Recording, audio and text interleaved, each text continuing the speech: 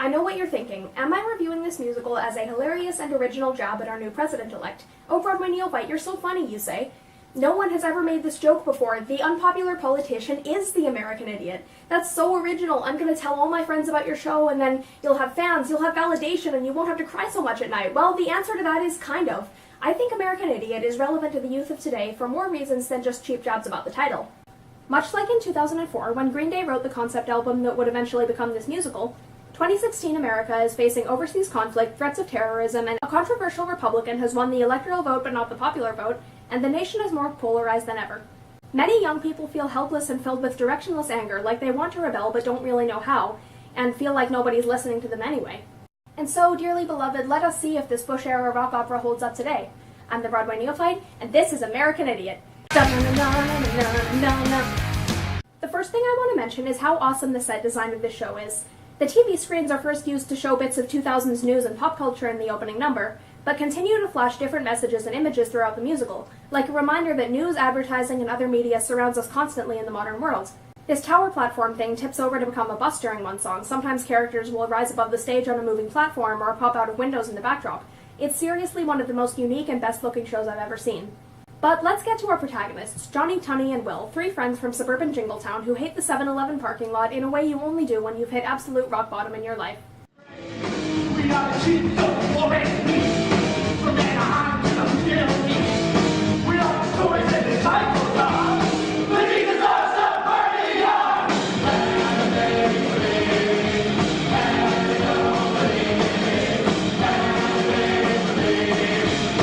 What's that guy doing? Oh, that's Johnny. He comes to the 7-Eleven every Friday to spin around the shopping carts headbanging aggressively. Sometimes he yells about being Jesus.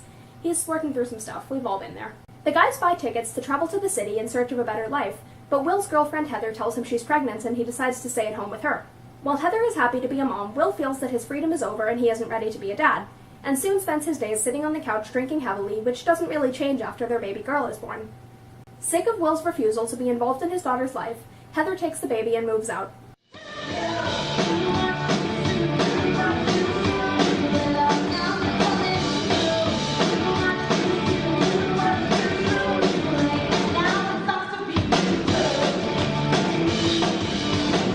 Meanwhile, Tunny travels to the city with Johnny, but after seeing a television ad, he decides to enlist in the army, hoping to give some purpose to his life.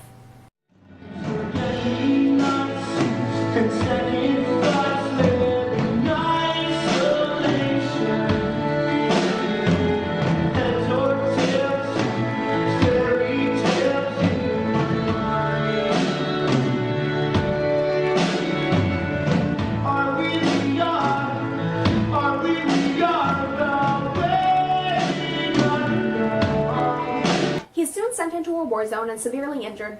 In the hospital, he falls in love with his nurse, the extraordinary girl, and they share a cool dance routine suspended on wires.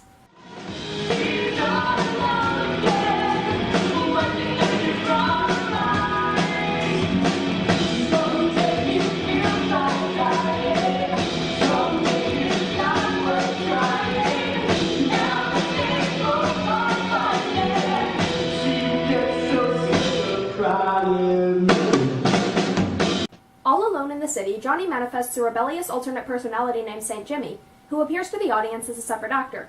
Rebellious as in more rebellious than everyone else in this musical, I mean. Rebellious even by Green Day rock opera world standards, by which I mean convinces Johnny to do hard drugs. As a result of his St. Jimmy persona, Johnny finds new confidence and falls in love with a woman named what's-her-name, I didn't forget her name, that's her name, who shares his interest in taking lots of mind-altering substances and talking about how much they hate the government. Time ticks around you.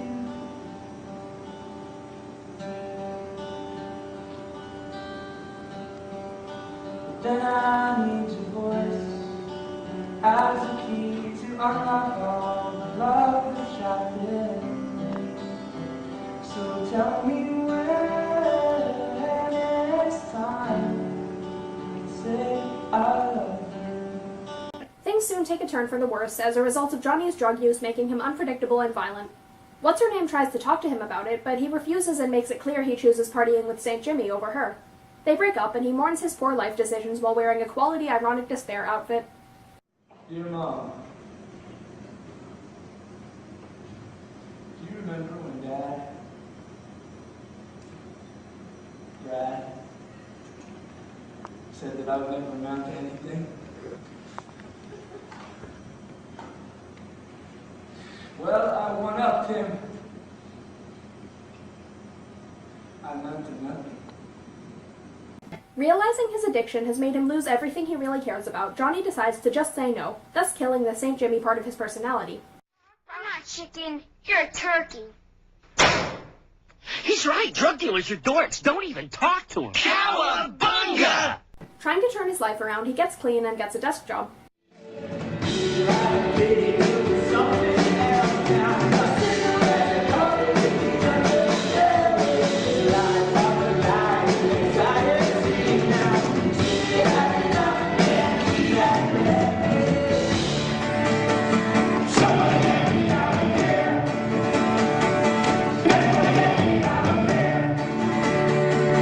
But being an angsty rock musical protagonist, the soul-crushing office work life is not for Johnny, and he soon quits and makes his way back to the Jingletown 7-Eleven.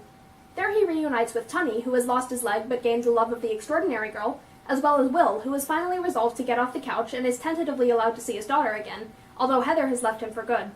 The show ends with Johnny mourning the mistakes of his past, but acknowledging that while he may be an American idiot, he needs to take control of his life.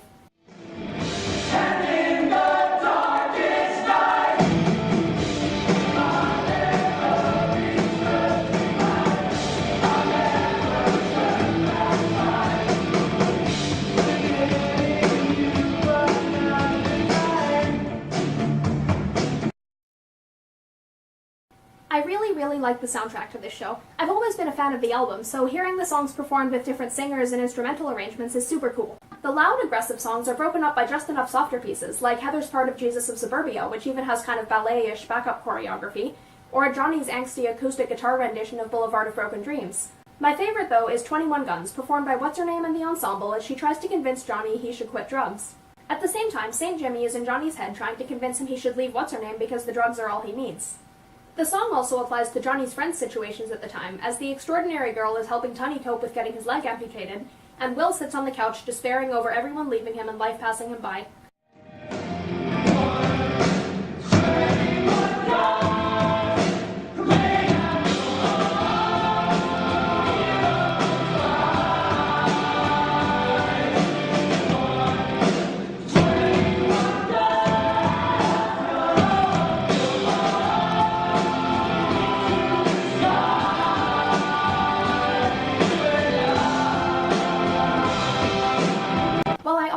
Green Day's original recording of this song, hearing it performed by a large group of male and female singers with added context of being about three characters' situations at once gives it a larger, more universally despairing edge. Also worth mentioning is the title number, American Idiot. The show opens with recordings of bits of TV programs, everything from news reports to cartoons to trashy reality shows, before segueing into a loud chaos of guitar riffs and flashing lights that's sort of like being beaten over the head with a baseball bat full of nails, but, you know, in a good way. Carriers strike groups in the Gulf were sending clear messages. The man having been Neophyte, my shoulder is dislocated. And we get you for black. Well, now, now! It's American.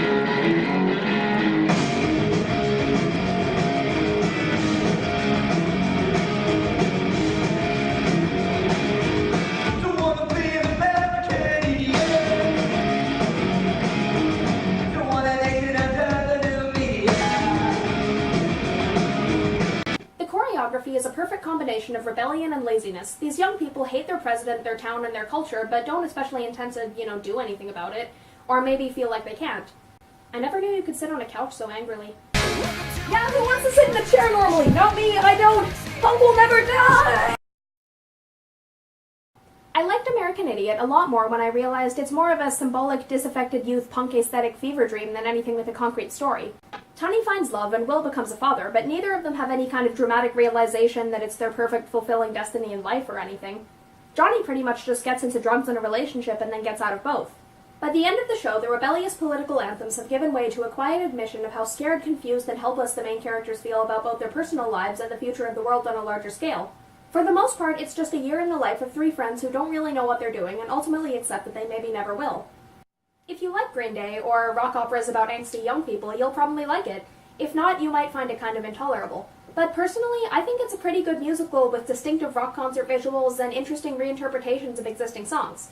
I'm the Broadway Neophyte, and, don't do drugs, stay in school, and Merry Christmas. City of the dead, at the end of another lost highway, signs misleading to nowhere.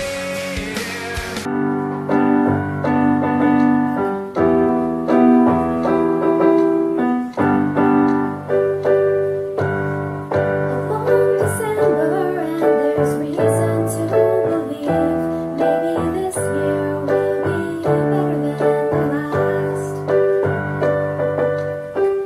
I can't remember the last thing that you said as you were leaving. Now the days go by so fast, and it's one more day up in the canyons, and it's one more night in Hollywood. If you think that I could be forgiven, I wish you would. Na na na na na na na na na. So, the garbage hell year is almost over. So, for me, as for many people, this has not been a super easy year. So, I have not done what we call uploading more than 4 episodes. But good news, next year I hope to do more. I'm aiming for 5 or 6. So, yeah, stay tuned for that. And as always, if you know any musicals that I should or could review, just let me know. I'll probably be happy to do it, especially if I haven't seen it before, because that's kind of the point of my show. Like to do more shows I haven't seen. Someone's getting ice in the kitchen. I hope they enjoy their ice. I hope you enjoy your ice, person who's getting ice.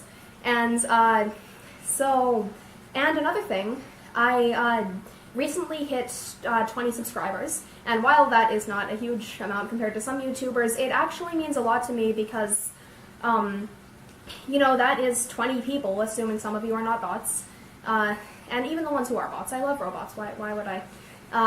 20 people who actually watch my videos and actually like them, assuming they didn't just hit the subscribe button by accident. Sometimes I get comments from some of you that they're happy I showed them where a bootleg was, or that I reviewed something that's always been one of their favorites. And I remember all of those comments because, for a small YouTuber like me, that is, really important to me.